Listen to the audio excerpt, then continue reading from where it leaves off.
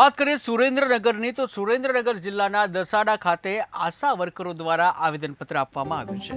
त्यारे आरोग्य मंत्रीने संबोधीने धारासभ्यना कार्यालय खाते विविध પડતર માંગણીઓને લઈને આવેદનપત્ર આપવામાં આવ્યું હતું, જ્યાં આશા વર્કરને ફિક્સ પગાર આપવો, વધારાના કામ ન સોંપવા સહિતની માંગણીઓ સાથે રજૂઆત કરવામાં આવી છે।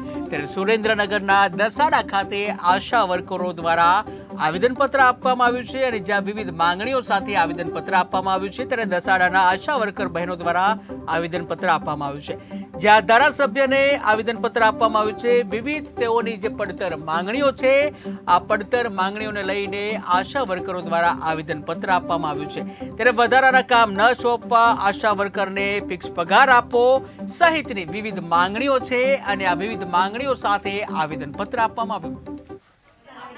2018 અમને કેન્દ્ર સરકારે જે ઇનિશિયેટિવ આપ્યું હતું, અત્યારે એ 2018 થી અમને ચૂકવ્યું નથી, તો એ ઇનિશિયેટિવ અમને કેન્દ્ર સરકારનું કોઈ ઇનિશિયેટિવ મળતું નથી।